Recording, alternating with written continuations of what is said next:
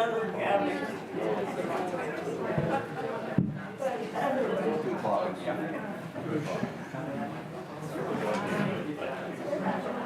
lot of answers today.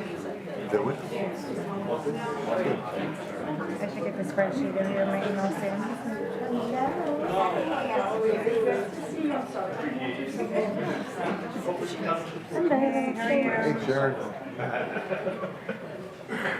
I'm here. Hey. Hey, good to see you, Warden. Time Good to to see you, see. Deputy Warden. I know. How are you? What?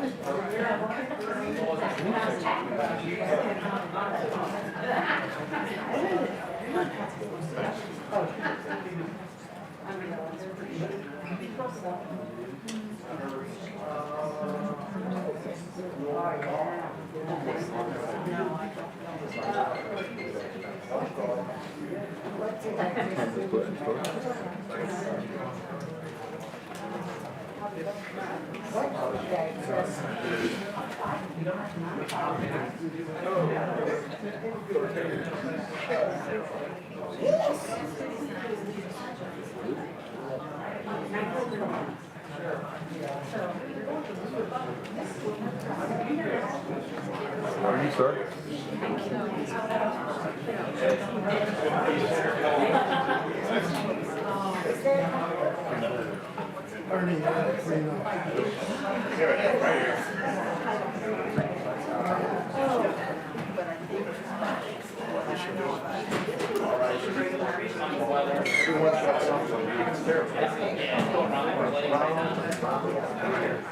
Can't wait for the weather to get that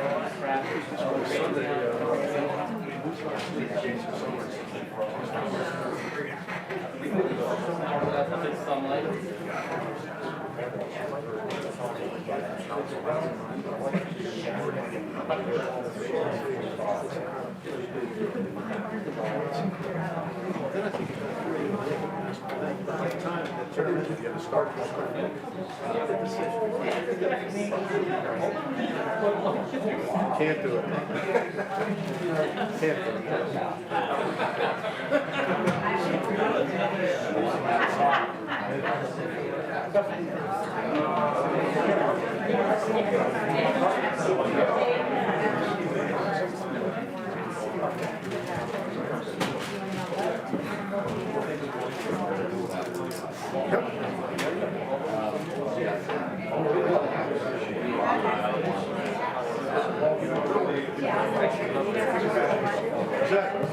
No, you're right. How are you, sir? Good. It's true. It's true. Couldn't have been like that. I don't think so either. Like, That's all I can do. it's been a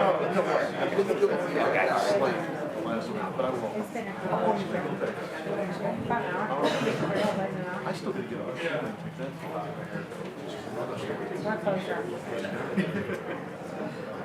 We're closer. I made a little bias. Ward, did you get settled in? 2 weeks ago. Had a little trouble finding. She wants to sleep or something. Kenneth Chase, You think that'd be easy to find? so appreciative. Oh, good. We're hoping our daughter's flying every now and then. Great. I want to pass that on. Thank you. You know what? I don't think so. We went. Okay, hi, everybody, good afternoon. We don't have a quorum yet, but we're going to proceed anyway on non-voting issues just to get this meeting going. So I'm going to take attendance right now. We have Sheriff Kraus. Here. We have Corey O'Connor. We have Rob Perkins. Here. I am here. The county executive became ill today and had to leave work, so she will not be here. She's sick. And Judge Bigley will not be here. She had a conflict. Okay, community corrections reports. Passages to recovery.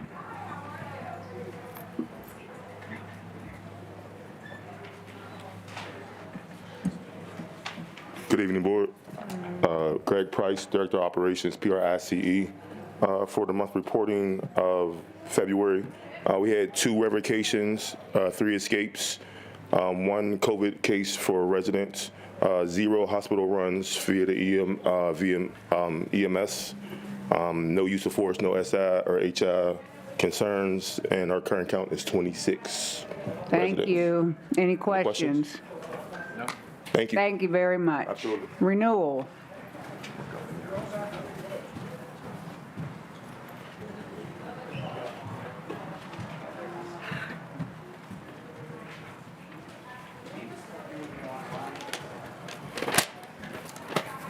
Let the record reflect that Councilwoman Hallam is here, as is Manny. Go ahead, I'm sorry.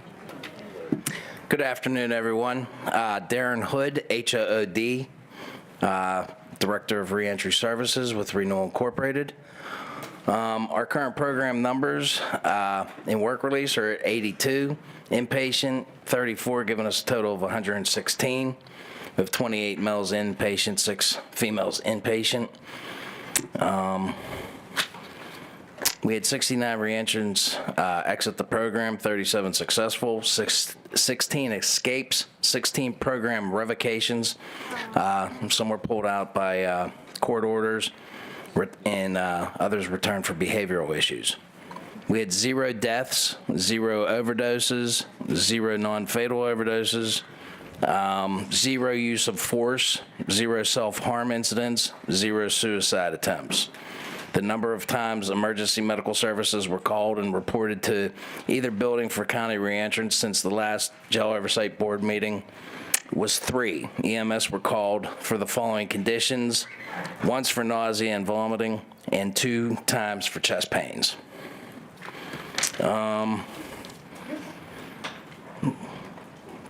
Renewal is currently partnering with YouthWorks Life Lunch, a program of Goodwill. This is an 11-week paid program, work experience program through Goodwill, working with our young reentrants between the ages of 18 and 24. Every program participant will have the opportunity to work 200 hours and earn at least $3,000. Reentrants who enroll in the program will work for various retailers in the area, from box stores to grocery stores. They will be assigned a case manager at Goodwill, who will work with them, introducing them to the workforce. There will be some classes such as violence prevention modules, etc. They will attend before hitting their place of employment. Some positions are part-time, some are full-time. So it's a great experience, going to be a great experience for our population that range from 18 to 24 years of age. They will be paid $1 less than what they would if they were actual employees hired on. And then at the end of the 11 weeks, if they're successful, YouthWorks Life Launch will place them in that job. So we're happy to partner with them right now. That's all I have. Any questions? Questions? Thank you very much. You're welcome. Have a good night. You too. Electronic monitoring.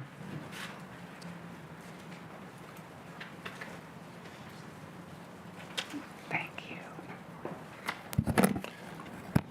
Good afternoon, Board. Renan Harris, adult probation, HARRIS. So at the end of our reporting period, we have 592 individuals participating in electronic monitoring. Of those, 76 successfully completed, and 6 were returned for program violations. That's all I have.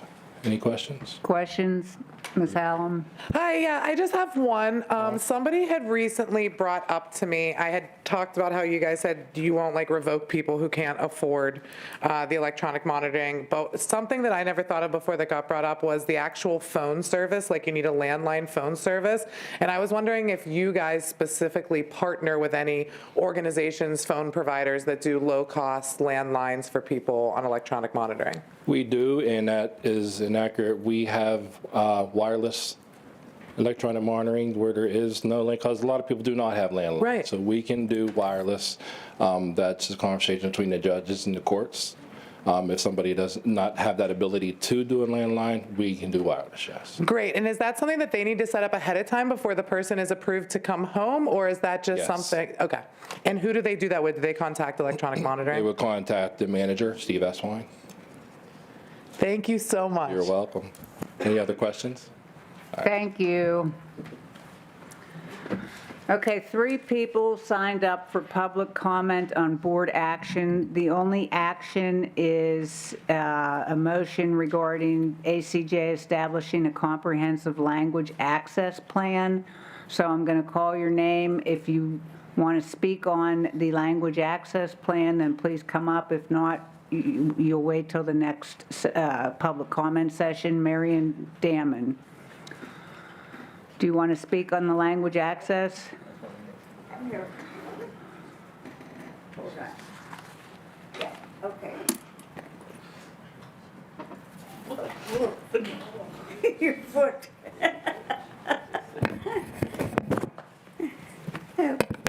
Thank you. Okay, one thing I want to say, yeah, that what do I want to say? No.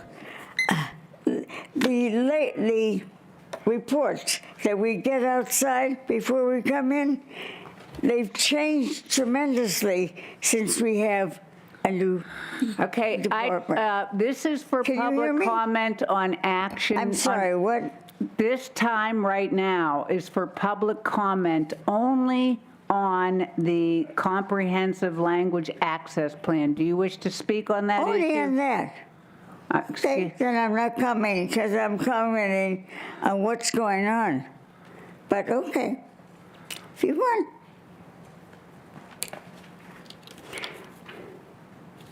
I could comment that it's good that our new warden is familiar with dogs and might be able to bring them back since he had it at the last effect. And I think that's a good thing to keep in mind. Talk to you later. Okay, thank you. Lou Randall, would you like to speak on the language access plan? But I got the wrong sheet. Okay, that's okay. Jody Lincoln. Oh!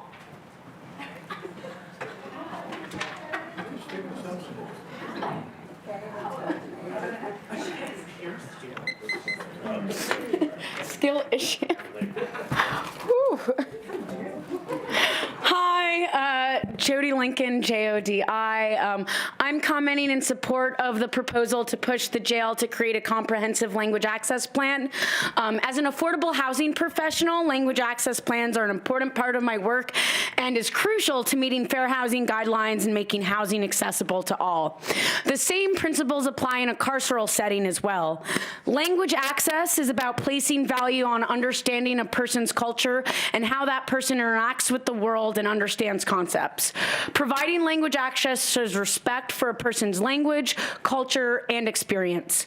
But language access plans are about more than just making sure people are respected, know their rights, and are able to navigate the system across and access services. They are also an extremely important part of disaster preparedness and emergency response. Emergencies, whether something individual like a medical event or facility-wide, require quick, efficient, and accurate communication. Creating and following a comprehensive language access plan can help ensure that staff is able to communicate with people in times of crisis. We talk a lot in this meeting about improving medical care and mental health support at ACJ, and none of that is possible in a comprehensive way without a language access plan that meets people where they are.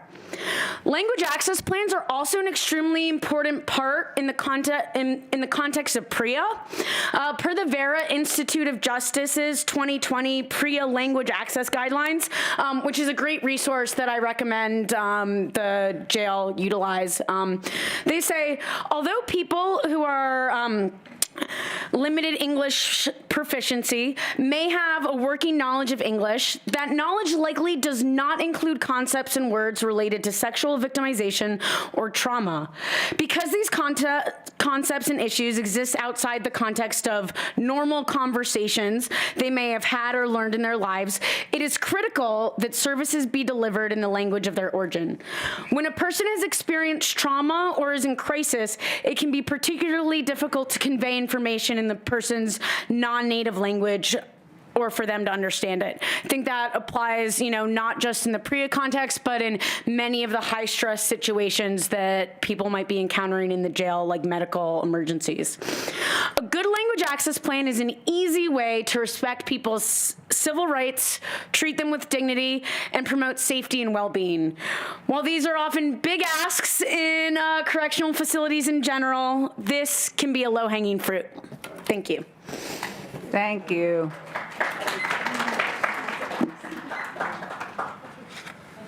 Do I have a motion to approve the meeting minutes of February 6th of '25? So moved. Second? Second. All in favor? Aye. Any opposed?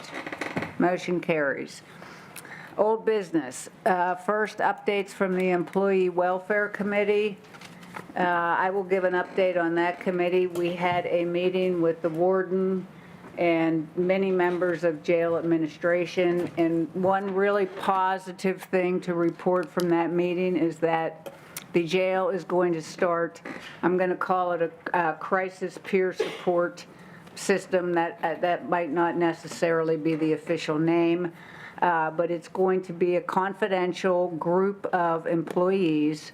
You call them confidentially. If you have a crisis, they help you through the crisis, they talk to you about the crisis, and then they can make a referral to services.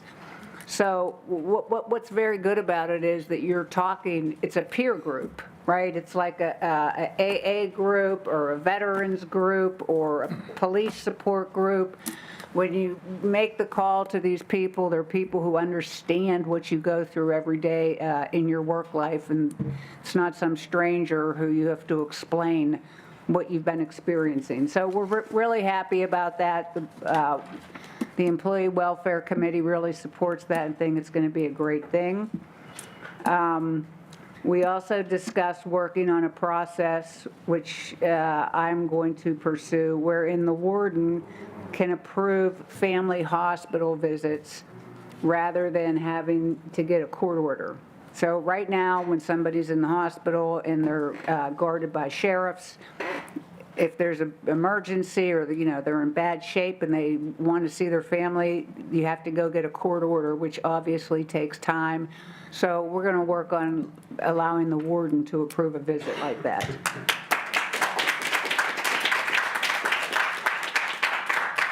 The other thing we talked about was the possibility of some of these tools that were banned by the referendum. One thing that we think might not encounter too much opposition is the shackle issue, okay? And because the shackle, the only time that the jail would like to use the shackles, and correct me if I'm wrong, is when they are transporting someone to the hospital, okay? Not inside the jail. Is that right, Rob? Okay.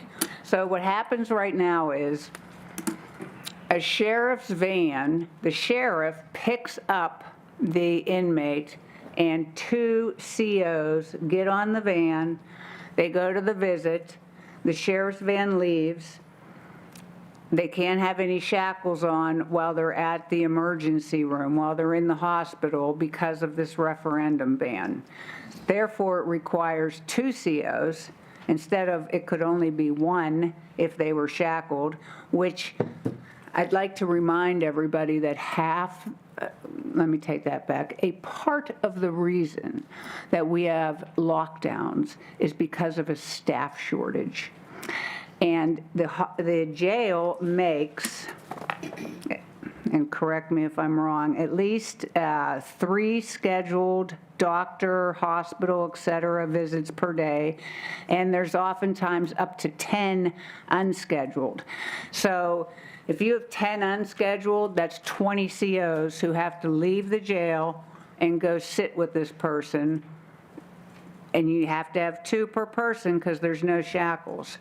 So if the shackles were able to be used only outside of the facility, we could cut it down to 1 CO, and it's also a matter of public safety. We were informed that there were 5 attempted escapes on hospital visits in the last 6 months, which is really a lot.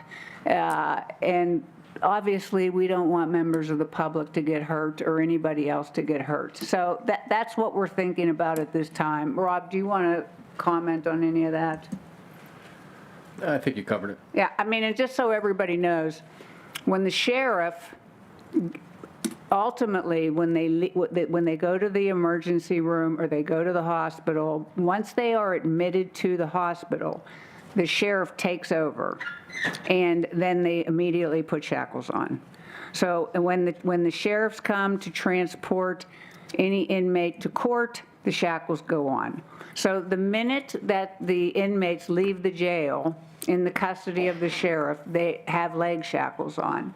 But when they leave the custody of the jail in the sheriff's van, they need 2 COs and no shackles. And it really is creating a lot of overtime cost, a lot of shortage of staff in the jail, and the committee is in favor of using shackles for transport only. So we'll be bringing that up to the full board. And that's it, I believe. Did I miss anything?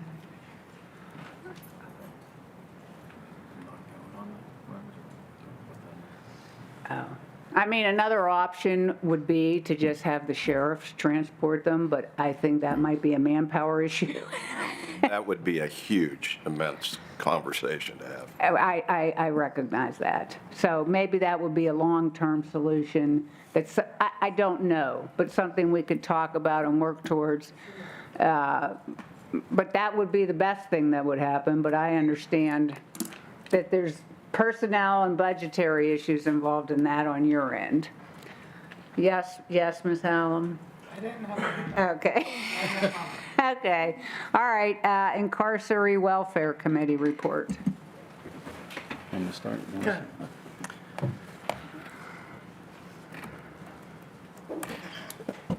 Our committee met several times. It's myself, Councilmember Hallam, Manny attended some meetings.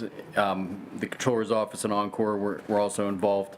One of the things that we're focusing on, I think it's timely, is the upcoming tablet contract, and thinking of ways, based on the feedback we've received at these meetings, to do 2 things. One is to figure out how we can enhance people's ability to communicate with their family members and their loved ones from jail, because right now it can be cost prohibitive for people.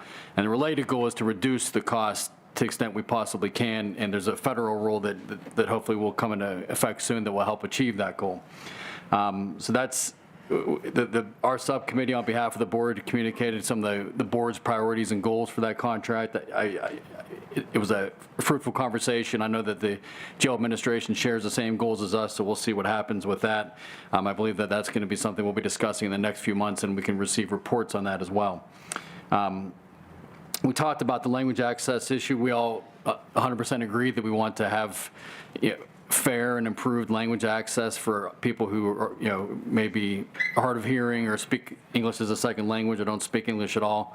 I think the issue is we need to make sure we do it the right way and do it in an impactful way. So we are going to study that, is my understanding, and do our homework to make sure we can come up with the best plan in collaboration with the jail leadership, because I know, again, they agree that that's something we can all work on together. We did have a busy month. I guess one other thing I'd mention now is that we did discuss with the Department of Human Service representatives, what we can do with the incarcerated individual welfare fund moving forward. Again, given the same goals of increasing people's ability to communicate with family members, hopefully not having to spend money for necessities and things of that nature. The DHS folks are very sharp and impressive, had a very thoughtful presentation about what we can do, what data we can collect and study and analyze to use that fund as impactfully as we can, because there are going to be some changes and we're not going to have the same revenue that we did. So we need to think ahead. We have the status quo in place for right now for the next several months. We want to make sure that we have the best plan, and the DHS folks, I think they have the data and statistical expertise that we don't have. So once we have more information, I think we can improve there as well. Did I miss anything? I think you did great. All right. Health Services Advisory Committee, any update? I think we're still waiting on an agreement so that our subcommittees, what's that? No, that was done. Is that what's done? I think we do have the non-disclosure Yeah. agreements with the healthcare staff. So the next step is we'll schedule. a We'll meeting. schedule a meeting on that. Lockdown and use of force committee.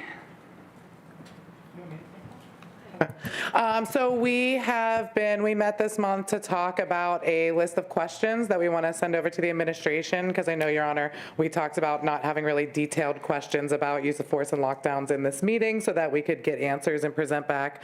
So we are working on that now, and the three of us, Ms. Griffin, Manny, and I, have started a list, and we're hoping to have an exhaustive list within the next couple weeks, with the idea being we could send it over and hopefully get feedback from the administration and some answers before the next meeting to report back on. Okay, great, thank you. I did want to add, given the discussion we had on shackles, that there's some overlap on that issue with the use of force of lockdown committee, because as you said, that, lack of staff impacts the number of lockdowns. So, I just want us to consider whether there's a way for us to talk to each other, these subcommittees, on that issue before it goes to the full board, and so that we can kind of lend our view on that. Of course, yes. Before the committee would make a recommendation to the full board. And before the committee does that, okay, I neglected to say this, we intend to educate ourselves and educate the whole board, okay? So we're mulling over who will come to educate us and give us statistics, because you need to make an informed decision. I agree. Yes, thank you. Okay, thank you. New business. Mr. O'Connor. Yes, thank you. Our motion, I'm going to make a motion to approve so we can discuss it, and then I'll go through that briefly. But this is something a lot of us have been talking about for a long time at the jail. It's something that's definitely needed. A lot of people don't have access throughout the jail when it comes to dictionaries, when it comes to tablets, adding more books, media on the tablets as well, putting up signs on paper forms that can really help. And us as a board did it the last couple years, and we've done things like this, these common sense motions when it came to autism screening on intake, when it came to food standards with the new contract, as well as religious accommodations. So since we've been pushing for this motion, we actually now have a meeting set up with the jail in March, and I know the warden is new, so I'm going to refer this to our subcommittee because I know the meeting in March will give us a little bit more detail on a time frame from the jail, and that's really what we want. We want a time frame of how quickly we can do this, what type of resources you might need, what type of organizations can come and help us. So for me, I'm going to refer it to the subcommittee. That's the Incarcerate Welfare Committee, and then we'll go from there, because I know we have a meeting set up within the next week or two. I think it's early March that we're meeting. So I just want to thank you for that, and thank the warden for accommodating this, and thank the people that are supporting it and have pushed for this for a number of years. We're getting closer to the finish line, so thank you, warden. So do I have to make the motion to? That's okay. We'll refer it to the Incarcerate Welfare Committee. Okay, thank you. Warden's, I just want to say this before I forget, okay? Whenever anybody sends a request to Karen to investigate an issue or go visit somebody or do something, please copy Mr. Perkins. We appointed him our liaison. So please remember to do that. Okay? Thank you. All right, Warden's report. Good evening, Board. Just a few things since the last meeting. I want to talk about some changes in the facility, a couple personnel changes. You probably all know Deputy Toma. Deputy Toma has been with the county for over 20 years. She was our Deputy of Administration. She's moving on. She's going to take on a new position in the county. So we just wanted to recognize her and thank her. She was the deputy for almost 3 years at the facility. So she's attended a lot of these meetings. You've met her several times. We are going to miss her, but we're still going to get to work with her in her new position. So we're looking forward to that. We think that's going to be a benefit to the facility. Recently, this week, we promoted Nigel Trainer. Nigel's going to be the Human Resources Manager. He's been at the facility about 3 years. Looking forward to working with him. We've already started to dig into some things with him from an HR perspective. We think it's going to be a good thing for our team to have better access right there on our team with an HR manager. One of the other things that was discussed a lot during the confirmation process was unit management in the facility. Happy to report that we implemented unit management this week in the facility. We're bringing on 3 unit managers. These folks are essentially going to be responsible for several housing units. They're going to be, I guess for lack of better terms, the mini wardens of these areas. We believe it's going to increase communication tremendously. It's going to allow these teams of folks from corrections officers to nurses to caseworkers up to including the unit manager to have a lot more say in what's going on in the facility and break the facility down into smaller sections, which we feel is going to be a huge benefit for the incarcerated folks. Probably most importantly, the first unit manager we're putting on the juvenile unit. We think it's extremely important for him to be on that unit and work with those folks. We're really looking forward to what he does up there and what he's going to do up there. We're going to put a unit manager on the medical units, and we're going to put a unit manager in the segregation units. And we're not going to stop there. We're going to continue down that road with more unit managers and breaking the facility down into smaller facilities for better communication to allow the better flow of information, and it will positively affect all the people who live down there and work down there. Chief Estock's going to talk more about the juvenile unit in a minute. Last Friday, we took a group of nurses and corrections officers and captains up to SCI Lower Highlands. SCI Lower Highlands, if you're not aware, is the medical facility for the state. It's a facility that for about 30 years has been focused on a medical mission. We thought it was important for our nurses and officers to go up there and see how they do things. It was a really good day, and the officers learned, we think, a lot of great information. Deputy Martin and her staff have already started communicating with the folks they met at Lower Highlands about how to bolster some of the services we have that maybe they're doing up there. We're going to continue to do that. We're going to get our staff access to other correctional settings so they can learn and bring that back to the ACJ to help the ACJ grow. And I wanted to just tell a quick story that probably no one knows about in this room except for a few people. So this speaks to the people who are down there, and these stories aren't really told too often, so I wanted to tell this. Last Thursday or Friday, a gentleman got on a bus in Delaware. He was headed for Washington State. He was severely medically compromised. That's probably putting it lightly. He ended up in Boston somehow. From Boston, he ended up in Pittsburgh last Friday. He lived in the bus terminal for a couple days till finally the Pittsburgh police on Tuesday night brought him to the facility. We got a hold. Probably by luck, we got a hold of his father in Washington State and found out that he was headed for Washington State. The family had no idea where he was. He had no ID, no phone, nothing, basically. The clothes on his back. So through a lot of talking to him and working with him, from corrections officers to nurses to deputies to mental health treatment specialists to caseworkers and everybody in between, including DHS, the Pittsburgh City Police, talking to his family, who thought he was on a bus headed to Washington State, but they were surprised to find out he was here. We went as far as talking to TSA at the airport to ask them if he could get on a flight without ID, and they agreed. So I'm happy to report that last night he got reunited with his family in Washington State. I say all that to just point out that there was about 25 people involved with that whole process, and I couldn't have went any better, and it was the right thing to do. And it's one of the stories that probably things like that happen down there a good bit, but folks may not hear about that. So I just want everybody to know that it happened the last 24 hours. That's all I have.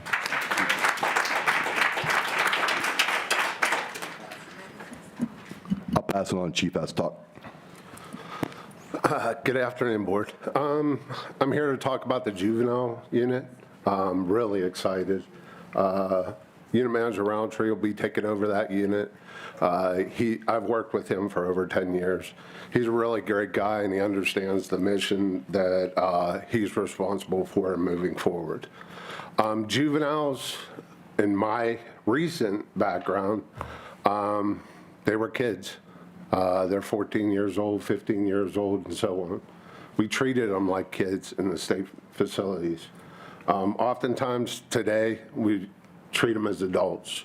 I know their crimes may be horrific. However, they've been kind of influenced by a lot of trauma, a lot of problems throughout their childhood.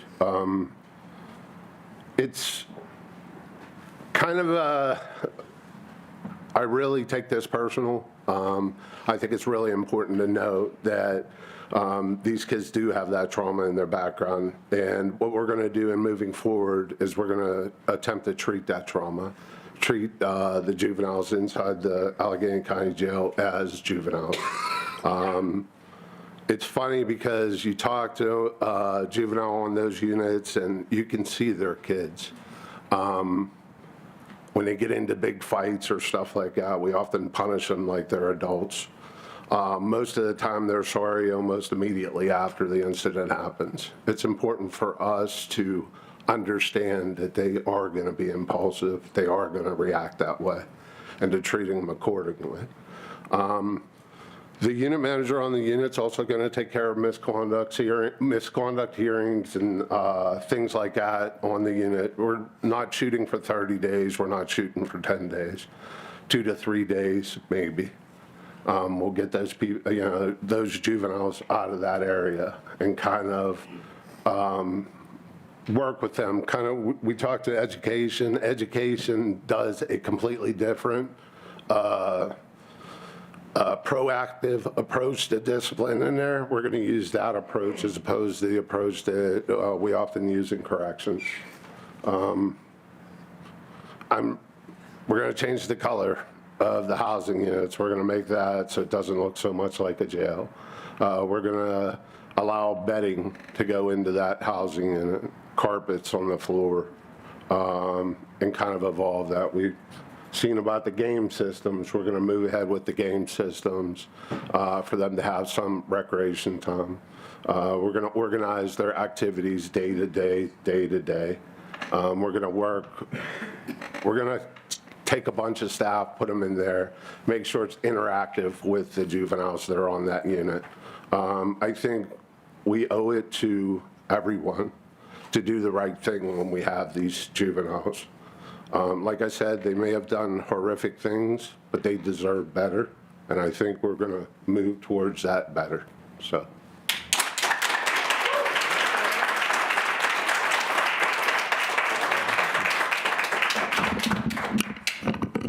Good afternoon. On February 7th, Jesse Toriski, the CEO of Autism Pittsburgh, came into the jail and provided an informational seminar to the program and medical teams on how to successfully work with individuals on the autism spectrum. So we appreciate his support on that. I'm very excited to announce that Narcotics Anonymous meetings have resumed in the jail after a significant period of time. We're excited that they are on board with us, and we will continue to evolve and expand those meetings going forward.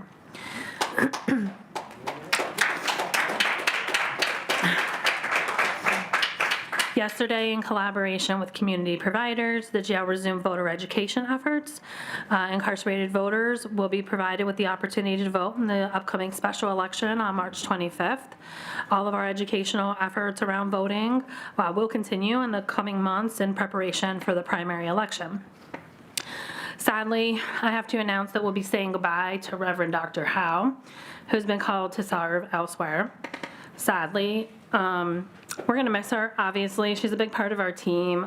She's a leader, a problem solver, working and doing religious services in a correctional facility is not always easy to navigate. But she is always a positive person and a true advocate for the population in our jail. So we're going to sincerely miss her. At this time, I'm going to ask that she come up and just say a few words.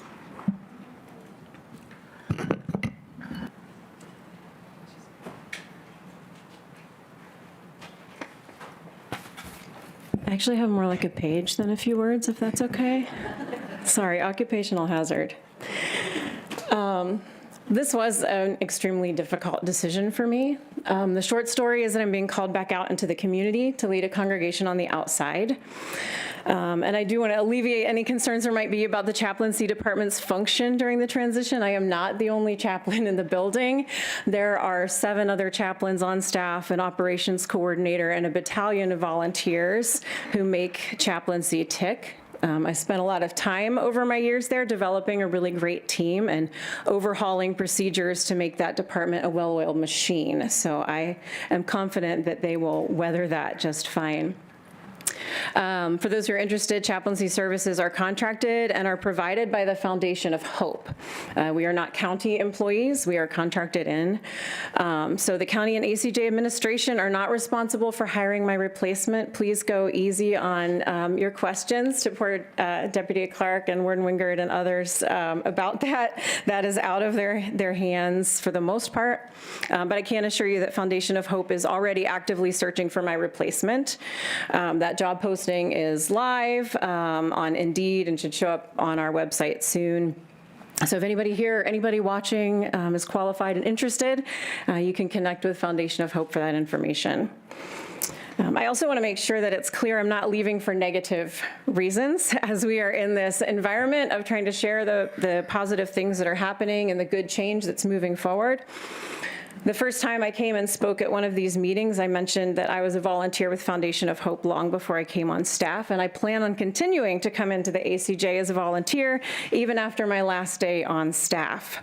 I will continue to teach the trauma and abuse recovery classes I've been teaching for over a decade, as well as helping to facilitate grief support groups by bringing in my therapy dog. That said, I hate talking about myself, and I would like to tell you about some great stuff that my staff is doing, because I do like to talk about them, because they are incredible. In the time I've been there, I've watched my staff weather a lot of difficulties, including COVID shutdowns, officer shortages, and so much more. The department has reopened since COVID. Programming has been rebuilt and is continuing to be rebuilt. We've seen the reintroduction of large events such as the Eid al-Fitr, which Manny and others were able to be a part of last year. We were really grateful to have that back, as well as Bishop Zubik's visit to the jail on Holy Thursday that will be happening again this year too. Both of those will happen again. They've implemented a robust volunteer training program that I think is for the betterment of the individuals that we serve there in the ACJ, as well as our volunteers, making everybody safer, better cared for, better educated and informed. We've begun grief therapy or grief support groups that are supported by therapy dogs. Those have been such a big addition to the programming that we are now operating on a wait list for those groups and trying to figure out how we can get enough support to make those happen for more people within the facility as well. The big exciting news that I know the warden's excited for me to tell you all tonight is that we have added a new staff position in chaplaincy, and this is a chaplain whose job is specifically to care for the employees of the Allegheny County Jail. So she will not be seen doing interactions with the residents of the facility unless there is an emergency situation of some sort, but she will specifically be caring for the employees, officers, medical staff, caseworkers, teachers, anyone who is within that facility, she's there for them. One of the things that we often see is that because some of the issues that we're dealing with the residents are so pressing and so immediate, that often we struggle to get to interactions with staff in the way that perhaps we should. And so that will be her job, is to prioritize them above and beyond and to be there for them. Other prisons and jails have piloted something like this, just a few of them though, and they have found huge benefits to having someone that employees can feel comfortable talking to and knowing that that is their go-to person for those matters. The Reverend Dr. Tammy Hooker, who we've brought in to fill that position, has 21 years of experience as a chaplain in the Pennsylvania State Department of Corrections, and she is an incredible addition to the team and has already, within 2 weeks, we're noticing people asking for her in the halls. So I think that that's a great sign that she's making inroads already very early on. These sorts of things are only possible because of the support we've had from administration for these things, especially from Deputy Clark, who's been a huge help for anyone in programming in the ACJ. And I'm personally grateful for the direction that the ACJ seems to be headed with the new leadership. That's how we can continue to do this kind of creative programming and support for everybody in that facility.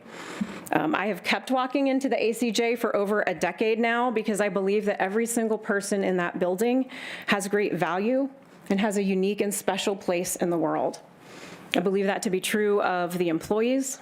I believe that to be true of the administration. I believe that to be true of the residents. I believe that to be true of everyone in this room as well, just for the record. I am excited to see a new shift in ACJ leadership that is nudging everyone in the direction of seeing that in one another as well. So if I may indulge for a moment and preach just a little bit. Please keep up that momentum, all of you. Whether you're sitting in this room or watching on YouTube or reading the minutes later, the conversations in this room are unproductive at best and dangerous at worst when we see them as a contest or a debate to be won. If that's how we view it, we're never going to be able to see past our own noses to see the inherent dignity of all the people around us. Please keep talking to each other in kind and collaborative ways. We're getting a lot more done this way than we have in a long time. So keep working together with each other, not against one another. Remember that despite all the various roles we each have in this and the different perspectives from which we come, there is one common goal. We have all been tasked to care for some of the most vulnerable people in our community, people who have great value and deserve to be treated with compassion and dignity. That is very complicated work. But there are so many wonderful, bright, and caring people engaged in it that as complicated as it is, it's not impossible.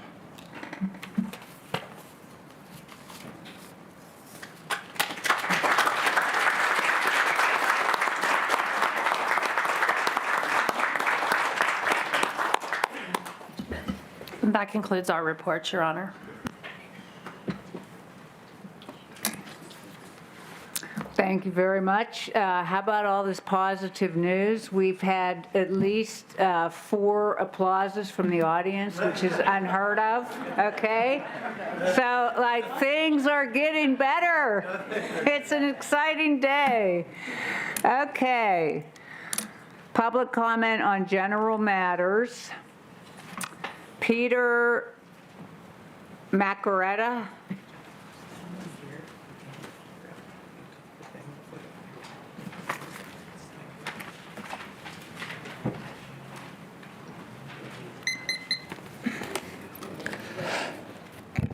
Good afternoon.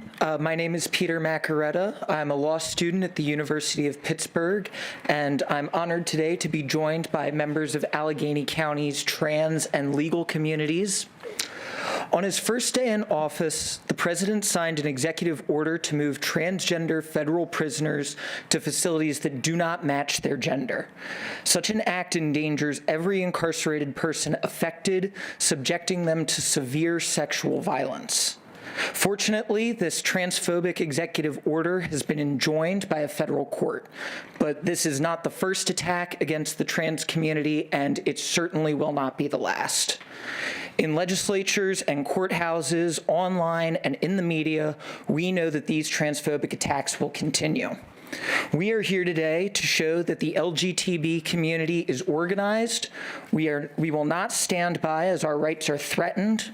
Through our collective efforts and our solidarity, and with the help of our allies, we will continue not just to survive, but to thrive. We are here, we are queer, and we will not live in fear. You will hear from several speakers after me. They will tell you about the Eighth Amendment and the Prison Rape Elimination Act, about trans health care, and about what it's like to be trans in jail. I hope you learned something today and leave this meeting with some understanding of the challenges facing the queer community. Fannie Lou Hamer once said that nobody's free until everybody's free. It's up to everybody to defend the rights and liberties of everybody else. It's up to you on this board to protect the rights of those incarcerated in Allegheny County. This board is one of thousands of local government authorities across America that will have to confront these issues. Do not give in to the hatred and the bigotry that is coming towards the queer community. Commit yourselves to protecting the dignity, welfare, safety, and rights of transgender people. Thank you very much. Thank you. Wendy Bell.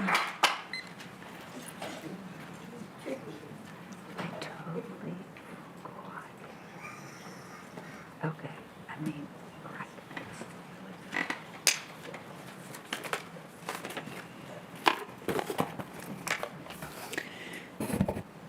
Hi, I'm Wendy Bell, that's B-E-L-L. Thank you for the opportunity to speak with you tonight. I'm a member of the congregation of the Unitarian Universalist Church of the South Hills, which in turn is a member of the Pennsylvania Interfaith Impact Network. I'm here today to speak on behalf of those in your population of incarcerated individuals who are at most risk in our county jail due to transphobia. The President's executive order, stated earlier by Pete, brilliantly demonstrates how the trans community has been vilified at the highest levels of our government. Our trans sisters and brothers deserve our respect, our love, and in the case of incarceration, our protection. To that end, I would like to remind this board and the jail administration of the protections offered by the federal law passed in 2003 called the Prison Rape Elimination Act. The act seeks to eliminate sexual assaults and sexual misconduct in the institutions that incarcerate people in the United States. This law, the U.S. Department of Justice's implementation of it, and the governor's certification of compliance all aim to protect those who have little or no ability to protect themselves. Our trans individuals held in our Allegheny County Jail are a small but no less important subset of those needing protection, especially in these times of outright and politically enabled anti-trans persecution and violence.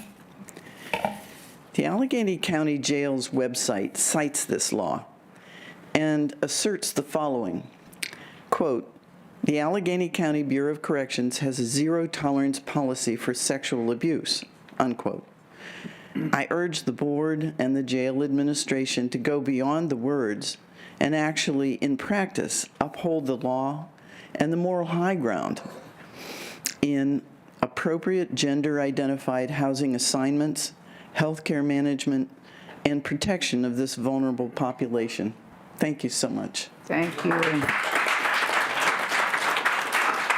Okay, I apologize to the public, but I completely skipped questions to the warden and jail administration by accident. I apologize. Does anybody have any questions?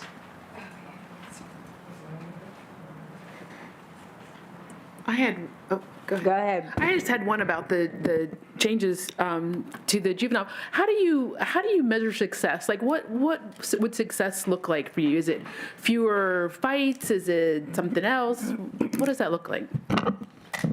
I mean, for me, it's pretty simple. The misconducts, how they interact with each other, how they talk to each other, whether or not they're engaged with each other, whether or not that community is thriving. I think that's probably my biggest mark when I look at that unit. You'll see it. The very close, the very close friends will hang out together, but when they do projects or something like that, they'll tend to get into bigger groups. If we can manage that population where there's no concern or threats during the course of that, I think that's probably what we're looking for. Look forward to hearing more about that. Thank you. Manny. Hello, hello. Bethany and I visited the jail yesterday for an unannounced inspection. Of course, we're going to write a report on it. I know we have 10 days to do so. We were there for about 4 hours, primarily on the 3rd and 4th floor, and a lot of the complaints were the same. There was nothing that was too out of the ordinary, with the exception of Pod 3A, which I will talk about a little bit. But first off, I want to say that I observed the Ramadan meals. For those who don't know, my name is Manny. It's an acronym for Muhammad Ali Nasir. So, Ramadan is something that's very important to me, even though I'm not fasting myself. But, last year we received quite a few complaints about the meals that we have not received this year. So I was happy to see that people were happy with it, and I directly asked folks, how they felt about the meals, and they said it was great. I wrote everything down, especially the dates that are in there. It's very, very important to the Islamic culture, so I appreciate that. The question I have is, what time do the Ramadan meals usually arrive, and is there uniformity across all of the pods?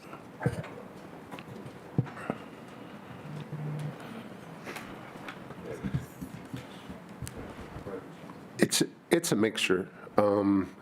Some days they get there a little bit too early. Some days they get there right on time. We just started a new process. We put out a plan of action. We're going to continue to monitor that and adjust those meal periods or the time the trays are going up. We have got several complaints about they're waiting too long to get their trays, so we're going to have to work on that schedule and how those meals go up to the housing unit. I got you. I'm glad I mentioned that because that was the next thing I was going to mention. Again, on Pod 3A, they said they were waiting over an hour and a half for their meals, and people were, extremely upset about that. On that same pod, I met a gentleman, believe it or not, somebody I've known for a very long time, most of his life, who told me that he tried to get a Ramadan meal and he was disqualified. He said, he said that he didn't meet the qualification for somebody who could receive the Ramadan meal. So my question is, what does that process look like? What does that process look like? I know in intake, you have to declare a religion, but of course that doesn't always account for people who will, convert while they're still there. The way that the process works is that about 6 weeks before Ramadan, we take up applications to every unit for everybody who is already identified as Muslim in the system. We take those up not to approve or deny anyone, but so that we can give medical a list then so they can determine whether someone is medically safe to fast or not. If someone is not deemed medically safe to fast, then we do offer a waiver that they can sign that they acknowledge that medical suggested they don't fast, but we do not deny them participation. And if they choose not to fast because they are not medically cleared, they can still participate in the feast at the end of Ramadan. For new individuals who come into the facility after that application deadline has passed, we then generally they're screened by medical while they're down there in intake. If they identify as Muslim and say that they plan on participating in the fast, we get them on the list as quickly as we possibly can and get them to, just sign off onto the list officially after that. So usually that happens pretty quickly. Medical's been really great the past couple years. We've got a good system going for that. For other individuals, we kind of have to look at things on a case-by-case basis. So if you want to connect with me afterwards, we can talk about any specific individuals who maybe missed the application for some reason. We can figure that out. Okay, will do. Thank you. Actually, I brought a little piece of paper for and specific individuals and their issues that I'm hoping folks can address. Yeah, okay. I mean, you guys did this last month. You went to the jail for a visit the day of or the day before, and then you ask all these questions following your discussions with people. And we discussed the fact that you are on the Incarceratory Welfare Committee, and you should take that up in your committee and get these answers from jail administration so that they have time and they can look into responses and they know their answer rather than doing it at this meeting. So I'd ask you to please not ask questions about your jail visit. Well, I got you, but I'm actually not on that committee, but I understand what you're saying. The reason that I mentioned Ramadan specifically is because a lot of the public has been asking about how Ramadan has been going, and I know that's something that people care about. But as far as like, the specific issues, what I'm saying, we can address that another time. I do have to say I appreciate, all of the things that you talked about regarding the new empathetic approach to juveniles. I greatly appreciate that. Again, another personal note, my first time in the ACJ, I was a juvenile. But you also mentioned something about unit managers. Can you elaborate on that a little bit? I know a little bit about it already, and I know that that's something that you are, continually rolling out, but how's that been going? Sure. So, we've been talking about it for a while. Unit managers are in place in probably 80% of the correctional facilities in the country. Not sure what the history down there was. Moving forward, though, they're going to be permanent fixtures in that facility. So a unit manager won't wear a uniform. They'll understand security. They'll understand programming and treatment. They'll understand. They'll have a hand in what's happening medically on the unit. Anything that's happening on their housing unit. Instead of trying to focus on the whole facility, this administration will break the facility down and let the unit managers handle the issues on the housing units. Each level is so different. One level was a medical unit or medical level. One unit or level was juveniles. We're gonna tailor these unit managers to their levels. Most likely, starting next week, the individual who will be on the medical unit has some experience working with the folks on that unit. They're going to communicate with all the folks who work and live on those units and break the facility down into smaller areas for better communication, which will positively affect the people living on those areas. When we have an issue, when I have an issue, any of these folks have an issue in a part of the facility, right now, we're talking about 800 staff. We're talking about 1,700, incarcerated people. Now it'll be easy to talk to the unit manager who's in charge of that level and find out what the issue is and get to the root of it a lot quicker and address issues and move the facility forward in a manner that these folks have an understanding of not just security, not just treatment or programming, but all those areas. So it's a very important position. I call them mini wardens. I'm familiar with that position greatly. I know a lot of people who've been in that position who've gone on to be superintendents or wardens because it gives them a lot of knowledge about the inner workings of the entire facility, which will help the incarcerated individuals. Obviously, I can only say, put your faith in us with that, but we'll continue to report back on how it's going, and as we expand it, we'll make sure that the board knows about it.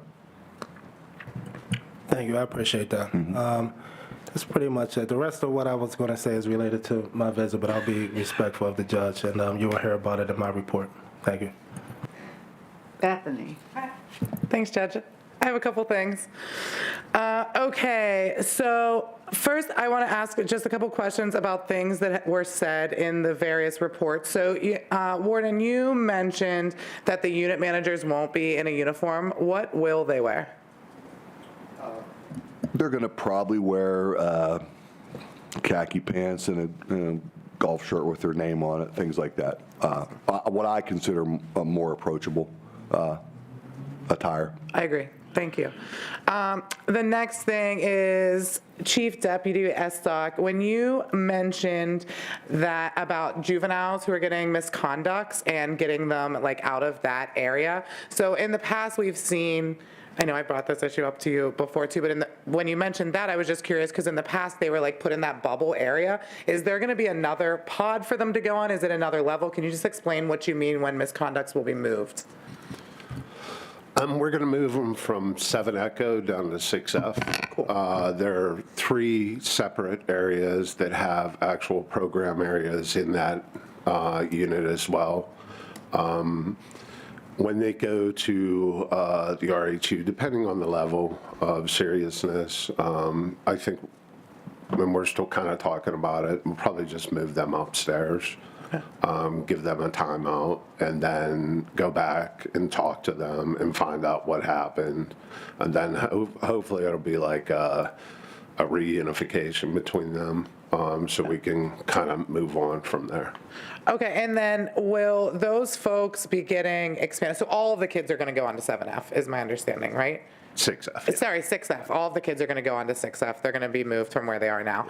And so then what about folks, like I know there's been a couple of the kids who have had like repeated misconducts, and so it just seems like as soon as they get off of RHU, they're right back on it again. Is there any plan for them so that they can experience more recreation time and have access to more programming, since they have to be separated from certain people who are on the same pod? And I think the recent example that happened down in the school, I listened to the social workers that were down there. I listened to the administrator that was down there, and we kind of walked through.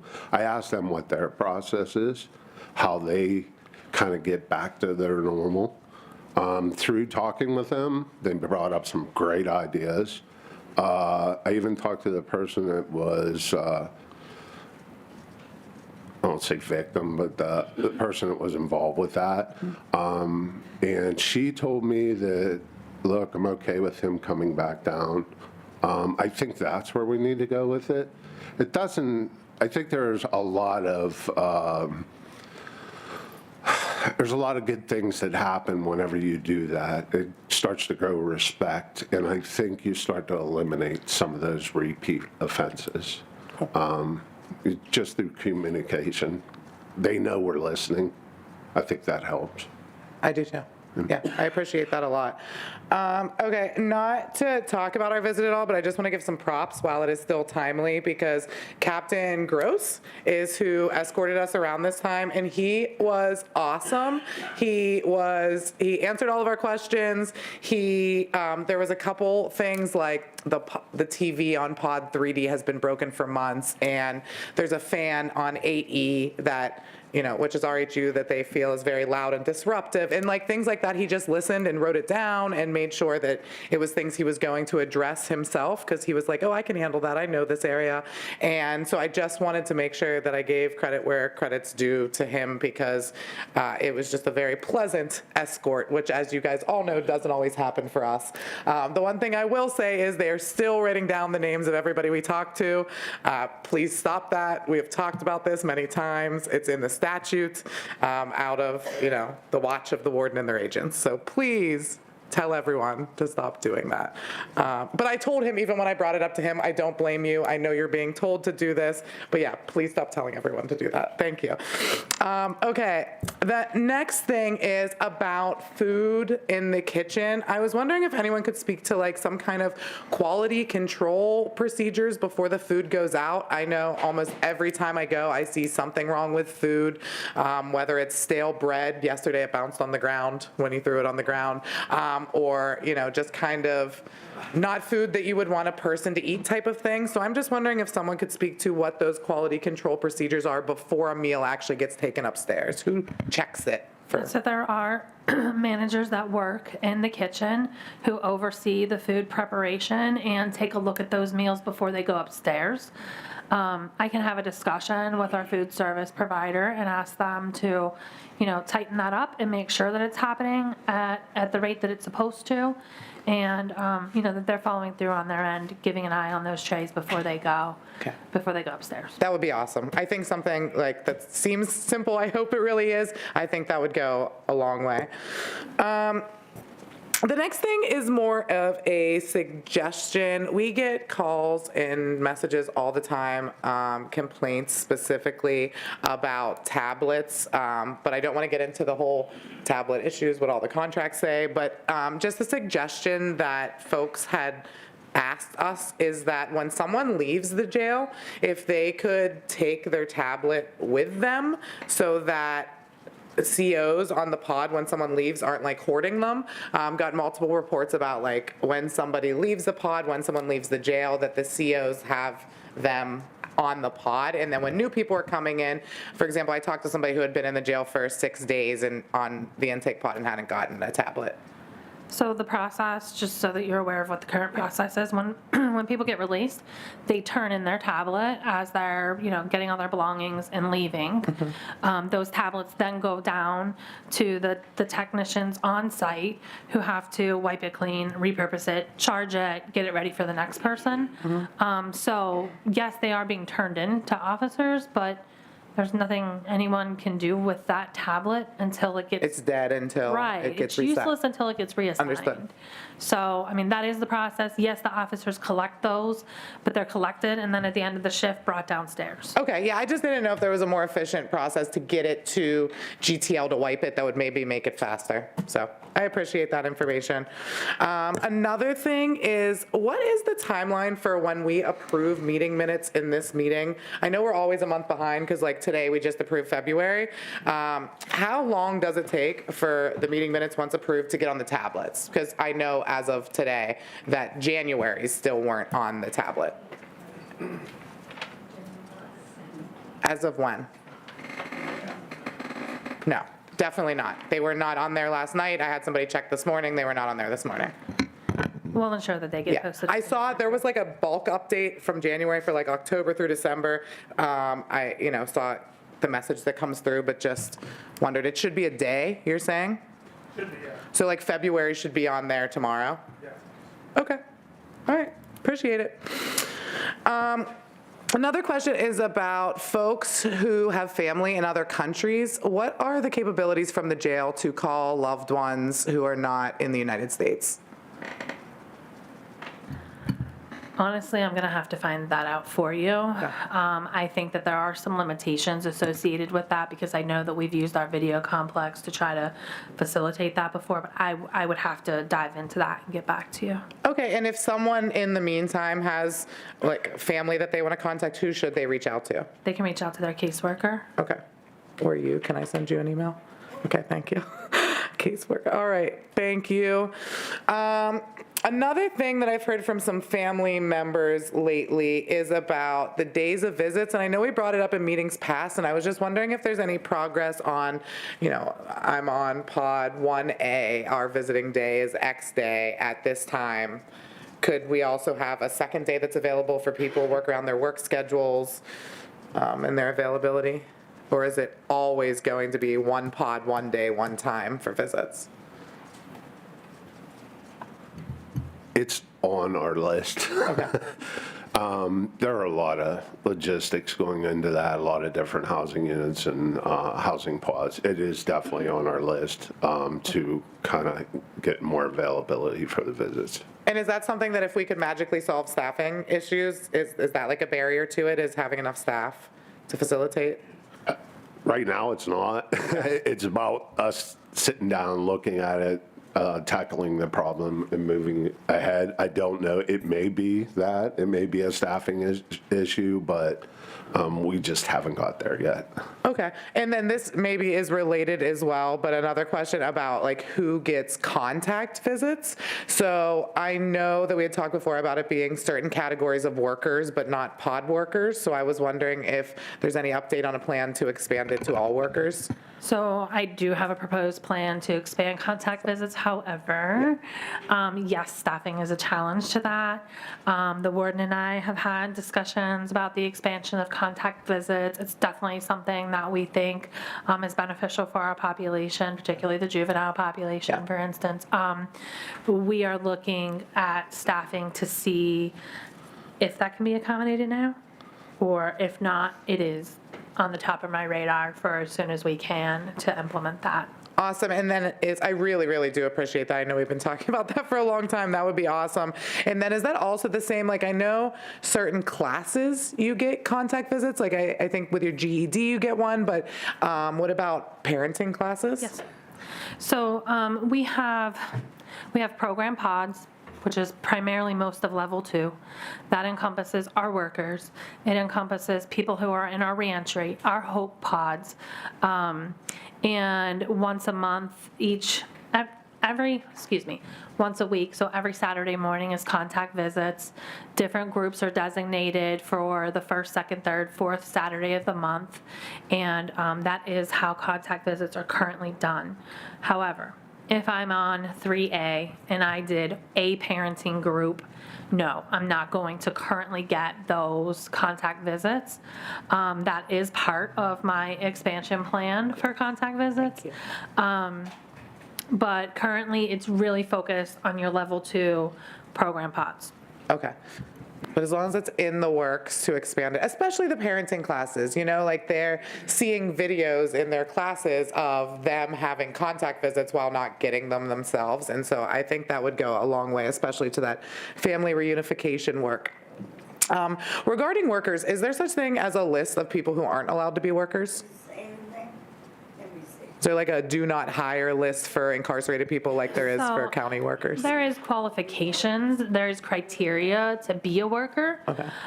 So I don't, maybe if you were a worker and were fired because you weren't doing work, you're going to be probably on a don't hire list, or at least on, like, sometimes they'll just suspend people for 30 days and then let them come back, depending upon what the violation was that got them fired from employment. Great. So primarily it's a criteria overall of who is permitted to be a worker. Okay, I appreciate that. Another suggestion while you guys are doing all these reorganizations of all the pods, which, by the way, I think is awesome. I am so happy that first floor is not going to have people on it anymore. It is freezing. You can feel a noticeable temperature difference when you're down there. I know for years we've gotten complaints about that, so I'm really, really, really happy to hear that that move is happening, especially for the women that are incarcerated on that first floor. I also want to suggest while you're doing the reorganization of where everyone goes, if there could be some way that we added a pod for folks with mental health needs, like another one. I know we added the DTU. I think that's great. But especially for women, we're seeing and hearing a lot of altercations that are happening on the women's pods because of folks who maybe shouldn't be in general population and should have a higher level of care. So. That wasn't a question, just a comment. You are on the Incarcerate Welfare Committee, and you could have a meeting with jail administration and discuss with the committee these suggestions rather than in this forum. Yeah, we are actively working on the Incarcerated Welfare Fund Committee on a different issue right now. Okay, thank you. I appreciate that, Judge. I just have a couple more timely things for like Ramadan and stuff. I know Manny brought up about the meals and the times that they were getting it so that they could break their fast at the right time. But another thing about meals in the evening is like nighttime meds coming before meals are even there, like dinner is even there. And so if there's some way that we can make sure that doesn't happen, I know a lot of folks should eat before they take certain medications, and right now that is often not consistently happening. But yeah, for what is the prayer called on Fridays? Juma? So the Juma prayers that the Muslim folks do on Fridays is like a group prayer setting, and I was wondering if there's an update on if those are going to resume, especially during Ramadan, and when. They're currently supposed to be allowed after there's a like a video reflective service for them, and they're supposed to be allowed to join together on the pods to pray together. And so if there's places where that's not happening, let me know and we'll look into it. And what about the pods where maybe there's one individual who's observing and attempting to pray on the Friday and they're supposed to be doing it in groups? Like, is there like a go off the pod thing? Like I know Catholics go off the pod for Mass. Is there a thing like that for the Muslim group prayer? We don't have that in the chapel, but we can talk about the options for that if you know places where it's just one or two people. Sure, I would love to work with you on that. That's great.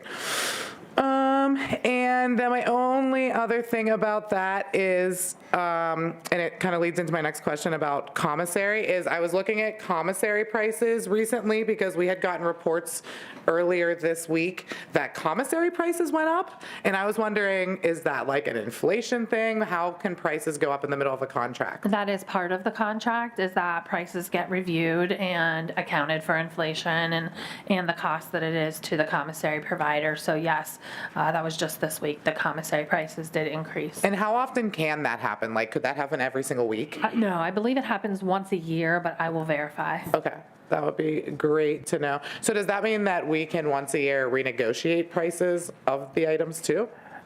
This is all contractual. Okay. So it varies based on what the market value is for the products. We do check that and compare it to local vendors who provide similar same products. There's a percentage of markup over, maybe it's a bag of chips and we'll price it out here. What does it cost? And there's a percentage of markup that they're permitted to charge. When the prices go up, we do verify those markups.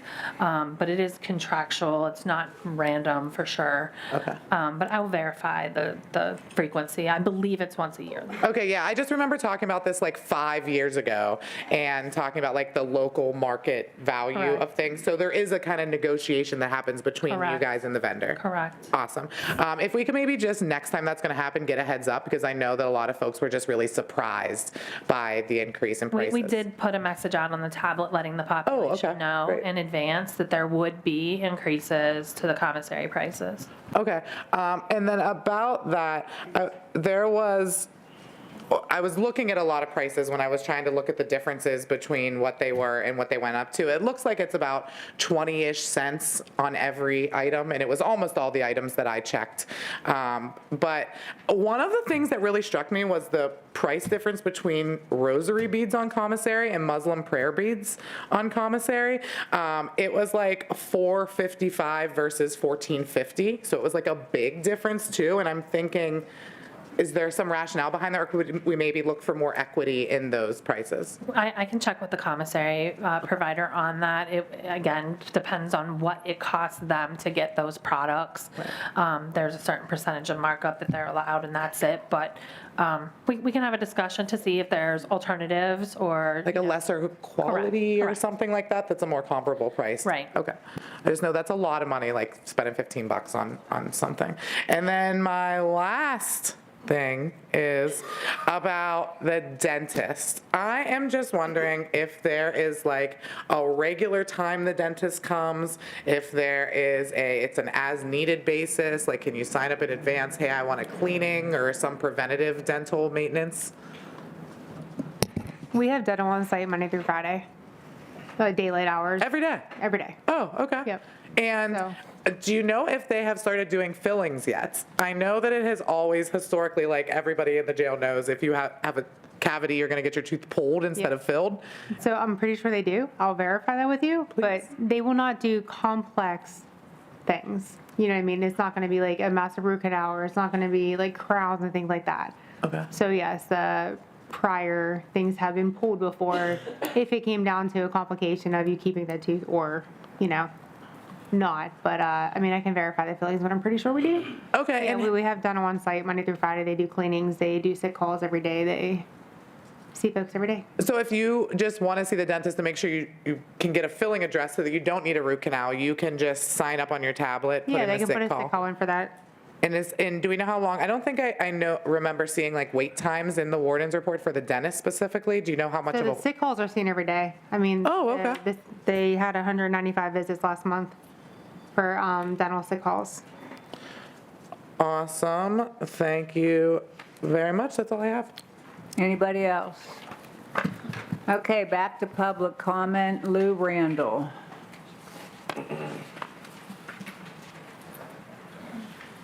Thank you, Judge, for not forgetting me, because I was the wrong sheet. I wanted to follow an icon. Made a mistake. Yep, so recently I had a man with intellectual disabilities. He was incarcerated for 18 days, and my bigger issue was with the police that used their discretion to charge him, and with his disability provider who failed to provide capacity when he lost his housing in his program. So I'm here to see, and there's communication issues because he couldn't communicate well, so I'm not clear where he was. He requested protective custody, so I think that means he was in restricted housing or solitary for 18 days. And correct me if I'm wrong, I'm happy to discuss, but again, the communication was difficult because that's his disability in part. I requested help. We did have a team. I got a lot of help from Connie Clark and from Holly Martin and from Tamara Siegert at DHS, so that's super helpful. I requested help from Councilwoman Hellam to go in and help him with his tablet, and I think this was around February 6th, 11 days before he was released, and they said he wasn't there. He was released by December. That's what you were told. He got out on the 17th. So it was 11 days later. I don't know what communication happened or how that can get fixed because he can't self-advocate. So again, I feel like I'm guessing, but so is he. So that's that. So I'm just looking to see, as everything's getting reorganized and different things are happening with unit managers, how we can help people who, he requested protective custody, so how we can make that more therapeutic. Happy to help do that. I know that Connie Clark went out to the airport and saw the sensory room, had a really good experience. Happy to bring some of that expertise back here if that's possible, because future accommodations for people with disabilities like him who are afraid and they've lost their housing. So he was basically there for housing because his disability provider, after he met bail, that 11 days lapsed, that he was still there. He didn't have anywhere to go. So I'm wondering how I can help or what we can do to improve those conditions for people that are stuck. And he was arrested. He had 2 misdemeanor charges, still hasn't had his hearing, and it was disability related anyway. So again, my biggest issue is taking him to the hospital. They decided to call the police. They decided to charge. Bring them to you, here you go. So how do we help with accommodations for that? Oh, forgot, Lou Randall, Randall. Autism Connection in Pennsylvania. Thank you. Thanks. Lisa Puger? Peggy, sorry.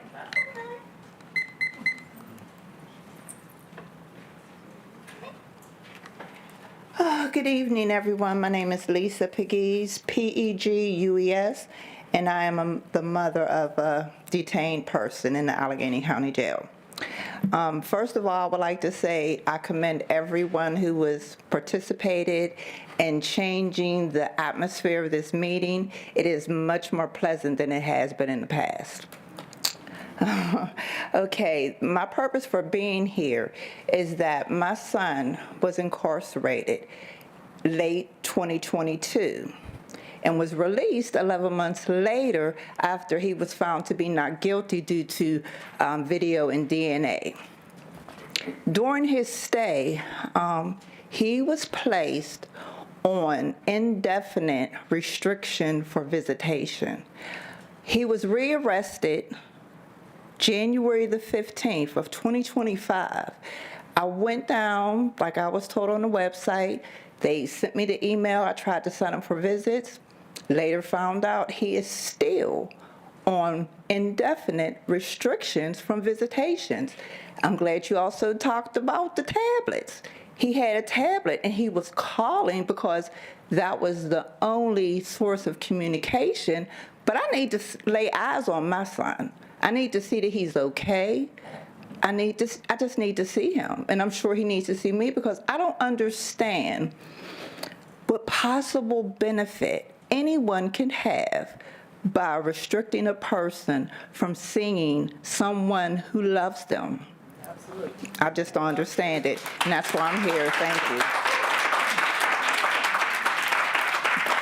I think give your name and this will be looked into. Or your son's name, I'm sorry. Okay. John Kostenowitz.